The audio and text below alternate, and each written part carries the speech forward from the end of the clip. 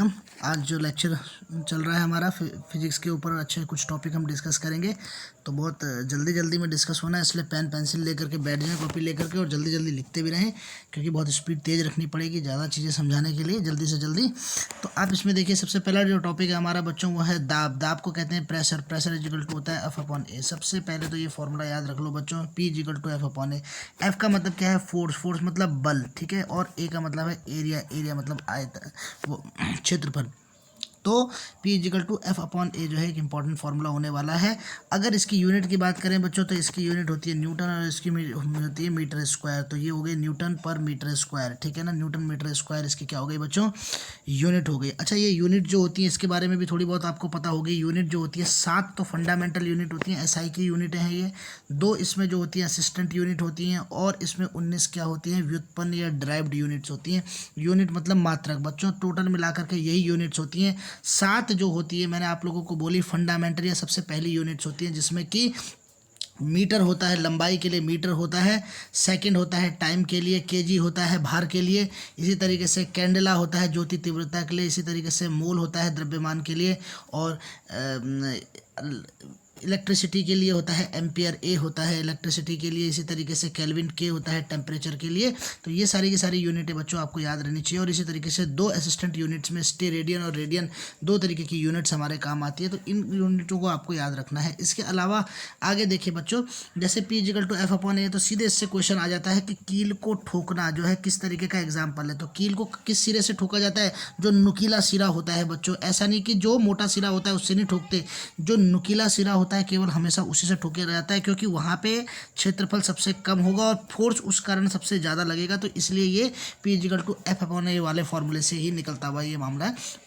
इसी को आगे बढ़ाएं बच्चों, तो यहाँ से एटमॉस्फेरिक प्रेशर एक नया टर्म आता है, एटमॉस्फेरिक प्रेशर, जिसे वायुमंडलीय दाब कहते हैं। वायुमंडलीय दाब के बारे में आप लोगों को पहले से पता है। वायुमंडल के नीचे हम लोग रहते हैं। वायुमंडल मतलब बहुत सारी परतों के, गैसों की परतों के नीचे हम लोग रहते हैं। हमारे ऊपर वो परतें क्या करती है? एक दाब लगाते हैं, जिसे वायुमंडलीय दाब बताते हैं। इसके लिए एटमॉस्फेरिक प्रेशर मतलब इसकी इकाई होती है एटमॉस्फेरिक प्रेशर, ATM, ठीक है ना। या फिर बच्चों इसके लिए एक और यूनिट आती है, उसको कहते हैं हम लोग बार।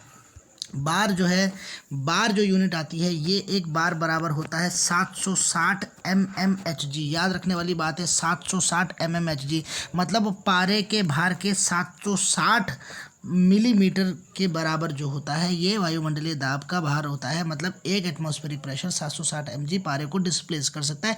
इसी तरीके से अगर इसको देखा जाए पास्कल के हिसाब से, तो एक वायुमंडलीय दाब या एक बार जो होता है 10⁵ बार के बराबर, पास्कल के बराबर होता है बच्चों। ये बात भी आपको ध्यान रखनी है। इसी तरीके से वायुमंडलीय दाब जो है, हम लोग इक्वेटर जो होता है विषुवत रेखा, उसमें सबसे ज़्यादा वायुमंडलीय दाब होता है, जबकि जब हम पोल्स की तरफ जाते हैं तो पोल्स में ये दाब जो होता है सबसे कम होता है बच्चों। ये वाली भी बात याद रखनी है। और जैसे जैसे ऊंचाई बढ़ती है, ऊंचे स्थानों की तरफ जाते हैं, दाब की वैल्यू क्या होती रहती है? कम होती रहती है। वायुमंडलीय दाब कम होता रहता है। तो इसी तरीके से जैसे जैसे नीचे जाएंगे तो दाब का मात्रा बढ़ती जाएगी। मतलब गंगा जी के या समुद्र के नीचे जाएंगे तो वहाँ पर हमारे को बहुत अधिक दाब लगेगा। एक तो पानी जो हमारे ऊपर है उसका दाब लगेगा, और एक वायुमंडलीय दाब जो है वो भी लगेगा बच्चों। इसी तरीके से जैसे ऊपर जाएंगे दाब की वैल्यू कम होगी। इसी पे एक उदाहरण, एक एग्जांपल आ जाता है कि ऊंचाई वाले स्थानों पे खाना बहुत जल्दी क्यों नहीं पकता। तो इसका भी यही कारण है बच्चों कि ऊंचाई पर जाते ही खाने को पकाने के लिए जो उसका वायुमंडलीय प्रेशर होता है, जिसके कारण क्वथनांक उत्पन्न होता है, वह क्वथनांक का दर क्या हो जाता है बच्चों? घट जाता है। तो इस कारण से प्रेशर बन नहीं पाता, और उसके चक्कर में जो प्रेशर कुकर है वो प्रेशर पे ही के ही उसमें काम करता है। तो इसीलिए मैं आपको बोलना चाह रहा हूँ कि वायुमंडलीय दाब ऊंचाई पर जाने पर क्या हो जाता है बच्चों? ऊंचाई पर जाने पर वायुमंडलीय दाब क्या हो जाता है? घट जाता है। ठीक है। इसी तरीके से एक क्वेश्चन बच्चों और आता है, जैसे हवाई जहाज में कोई आदमी सफ़र कर रहा रहता है, तो उसके अगर जेब में पेन है तो पेन से इंक क्या हो जाती है? रिस जाती है। क्यों पेन से इंक रिस जाती है? क्योंकि पेन के अंदर इंक जो है अंडर प्रेशर डाली रहती है उस रिफिल के अंदर, और अगर उसके पीछे से जो छोटा सा स्थान, खाली स्थान होता है, अगर वो वाले में प्रेशर ना मेंटेन रहे तो इंक जो है उल्टी डायरेक्शन की तरफ, पीछे की तरफ जाना शुरू हो जाती है। इसी तरीके से अगर कोई आदमी जिसका ब्लड प्रेशर काफ़ी हाई रहता है, उसको अगर आप हवाई जहाज में बैठाएंगे तो हवाई जहाज में जाते उसको क्या हो जाएगा? ब्लड प्रेशर के कारण हार्ट स्ट्रोक आ जाएंगे। कारण ये है कि उसके अंदर का प्रेशर जो है इस समय वायुमंडलीय दाब के प्रेशर से बहुत ज़्यादा है। इस कारण उसके ब्लड को बाहर निकलना पड़ेगा, इंटरनल ब्लीडिंग होनी शुरू हो जाएगी। तो ये कुछ कारण है बच्चों।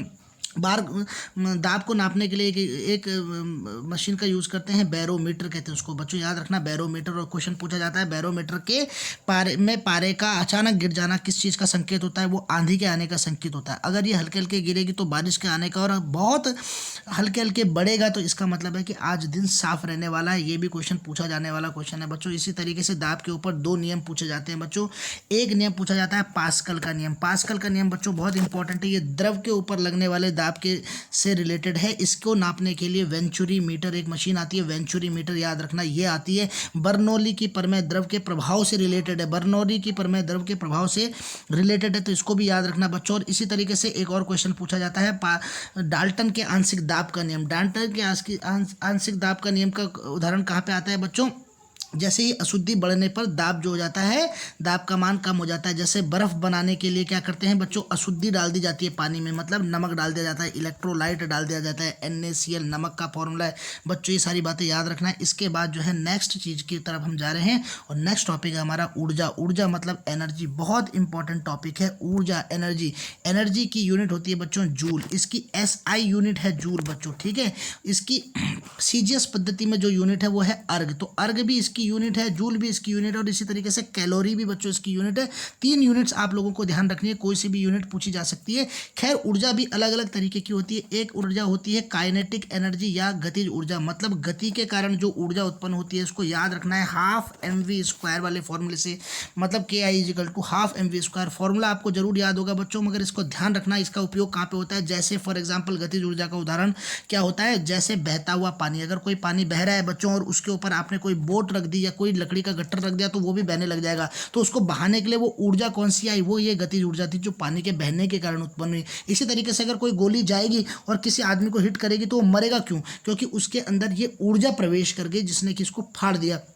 तो ये गतिज ऊर्जा का एक उदाहरण है। इसी तरीके से पतंग को आप कभी भी कहाँ उड़ाओगे? जिस तरफ हवा जा रही है, तो वायु की जो ऊर्जा है उससे ये पतंग उड़ रही है, तो ये एक उदाहरण है। इसी तरीके से एक दूसरी ऊर्जा होती है जिसे स्थितिज ऊर्जा बोलते हैं बच्चों, PI पोटेंशियल एनर्जी बोलते हैं।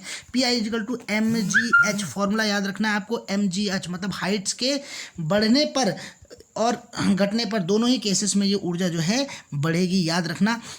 इसी तरीके से धनुष की डोरी, इसका एक उदाहरण है धनुष की डोरी। देखिए धनुष में जितनी ज़्यादा डोरी खींची जाएगी उतनी स्पीड से जाकर के क्या है वो तीर बाहर निकलेगा। तो जितनी ज़्यादा दूर या हाइट जितनी बढ़ाई जाएगी उस डोरी की, उतनी ज़्यादा मतलब वो क्या करेगा, तेज़ी से जाएगा, दूर तक जाएगा। इसी तरीके से घड़ी में जो चाबी भरी जाती है, चाबी भरने वाली घड़ियाँ जो हैं उसमें चाबी जो भरी जाती है बच्चों, वो भी गतिज ऊर्जा का, स्थितिज ऊर्जा का एक एग्जाम्पल है बच्चों। ऊर्जा में एक और अच्छी ऊर्जा को पढ़ते हैं द्रव्यमान ऊर्जा।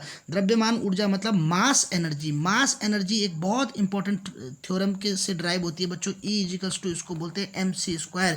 ये 1905 में आइंस्टाइन की एक बहुत प्रसिद्ध उसकी PhD की जो थ्योरी थी वो है बच्चों E= mc²। इसमें ऊर्जा का और मास का एक दूसरे से संबंध बताया गया है, मतलब कोई भी वस्तु है उसके अंदर कोई ना कोई ऊर्जा है, और कोई भी ऊर्जा है वो किसी ना किसी वस्तु से बनी है। बस आपको ध्यान क्या करना है, इन दोनों को कन्वर्ट करने के लिए इनका c² से मल्टीप्लाई कर देना है। और c का मतलब क्या होता है बच्चों? यहाँ पे प्रकाश की चाल, जिसे कि 3 × 10⁸ न्यूटन पर मीटर कहते हैं। ये बात आपको पहले से पता है। तो इसको कहते हैं बच्चों इसे क्या कहते हैं? द्रव्यमान की ऊर्जा। सूर्य की ऊर्जा भी द्रव्यमान की ऊर्जा होती है। सूर्य के अंदर जो ये ऊर्जा बनती है ये किससे बनती है बच्चों? नाभिकीय संलयन से। नाभिकीय संलयन एक इंपॉर्टेंट टॉपिक आ जाता है जिसमें कि 2 हाइड्रोजन के मॉलिक्यूल जुड़ के हीलियम का मॉलिक्यूल बनाते हैं। तो नाभिकीय संलयन के दौरान जो ऊर्जा मुक्त होती है उसको कहते हैं, ये द्रव्यमान के कारण ऊर्जा उत्पन्न हुई है, तो इसे द्रव्यमान ऊर्जा कहेंगे बच्चों। सोलर एनर्जी के बारे में और भी कुछ बातें आती है, जैसे कि सूर्य में हाइड्रोजन, हीलियम और उसके अलावा 70% हाइड्रोजन होता है, 28% इसमें हीलियम होता है, और 2% भारी तत्व होते हैं। और कुछ बातें बताएं बच्चे, तो इसके बारे में जो बहुत इंपॉर्टेंट क्वेश्चन पूछा जाता है वो इसमें टेम्परेचर और प्रेशर कितना होता है। तो टेम्परेचर बच्चों इसका होता है, ध्यान लिखे, 1.5 × 10⁷ केल्विन, और प्रेशर के लिए लिखे बच्चों 2 × 10⁻16 पास्कल, ठीक है ना। तो ये याद रखना बच्चों, ये क्वेश्चन कभी कदा पूछ लिया जाता है। इसी तरीके से एक ऊर्जा के बारे में और डिस्कस कर सकते हैं यहाँ पे, तरंग ऊर्जा के बारे में बच्चों। किस ऊर्जा के बारे में? तरंग ऊर्जा के बारे में। एक इंपॉर्टेंट ऊर्जा है। अनुदैर्ध्य जो तरंगे होती हैं, जैसे कि हमारी प्रकाश तरंगे, प्रकाश मतलब लाइट की जो तरंगे होती हैं, जैसे कि आप लोगों ने सुना है UV, विजिबल, IR, इस तरीके की बहुत सारी तरंगे जो होती है, इनके अंदर भी ऊर्जा होती है। और ये ऊर्जा किस तरीके से फॉर्मूले से निकाली जाती है बच्चों? इसके लिए एक नया फॉर्मूला आता है, E = hν, जहाँ जहाँ पे h एक प्लांक्स कांस्टेंट है और न्यू जो है यहाँ पे उस तरंग की फ्रीक्वेंसी है बच्चों, उसकी आवृत्ति है एच न्यू। और इसको एक और फॉर्मूला लिखते हैं E equal to H C upon lambda. यहाँ पे एक और इंपॉर्टेंट बात आ जाती है, E equal to H C upon lambda. तो यहाँ पे जो ये लैम्डा वर्ड है बच्चों, इसका मतलब है तरंग दैर्ध्य। तरंग दैर्ध्य मतलब हर प्रकाश की एक विशेष तरंग दैर्ध्य होती है, ये बात भी आपको यहाँ से ध्यान रखनी है। ये तरंग दैर्ध्य जो है इससे जुड़ा हुआ एक इफेक्ट है, इसे कहते हैं फोटो इलेक्ट्रिक इफेक्ट। ध्यान रखने वाली बात है, फोटो इलेक्ट्रिक इफेक्ट ये तरंग दैर्ध्य से तरंगों से रिलेटेड चीज़ें। और फोटो इलेक्ट्रिक इफेक्ट क्या कहता है बच्चों, जैसे ही कोई फोटोन या कोई लाइट किसी मेटल पे पड़ती है तो उस मेटल से इलेक्ट्रॉन बाहर निकलते हैं। ये उदाहरण है सोलर ऊर्जा का। जैसे सोलर पैनल पे लाइट पड़ती है तो सोलर पैनल पे एक इलेक्ट्रॉन बाहर निकलते हैं जो कि इलेक्ट्रिसिटी प्रोड्यूस करते हैं। बहुत इंपॉर्टेंट बात है बच्चों, याद रखना। इसको भी आइंस्टीन ने ही दिया था, कभी भी पूछा जा सकता है फोटो इलेक्ट्रिक इफेक्ट किसने दिया था, तो आपको पता होना चाहिए आइंस्टीन ने दिया था। और एक बहुत इंपॉर्टेंट बात की हेल्महोल्ट्ज एक साइंटिस्ट है जिसने ऊर्जा के संरक्षण का नियम दिया था बच्चों। ऊर्जा के संरक्षण या कंजर्वेशन ऑफ एनर्जी का मतलब होता है कि ऊर्जा को न बनाया जा सकता है न बिगाड़ा जा सकता है, केवल उसको एक रूप से दूसरे रूप पे स्थानांतरित किया जा सकता है बच्चों। सोलर ऊर्जा जो हमने बोली वो भी इसी का एक उदाहरण है। जैसे सोलर ऊर्जा जो ऊपर से आ रही है उसको इलेक्ट्रिसिटी में, विद्युत ऊर्जा में कन्वर्ट कर रहा है हमारा सोलर सेल।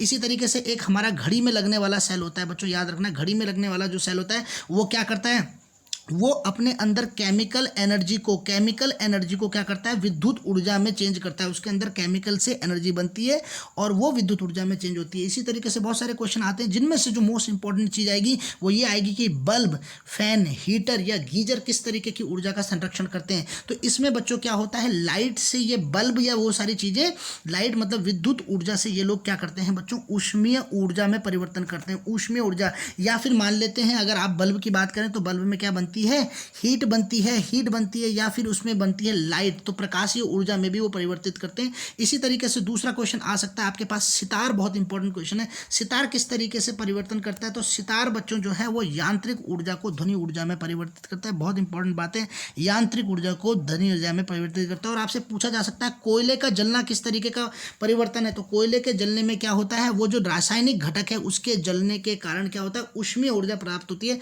तो इसको भी ध्यान रखने की जरूरत है बच्चों। तो ये सारे विकल्प आपसे पूछे जा सकते हैं। इस चीज़ों के साथ आज का टॉपिक हम लोग रोकेंगे।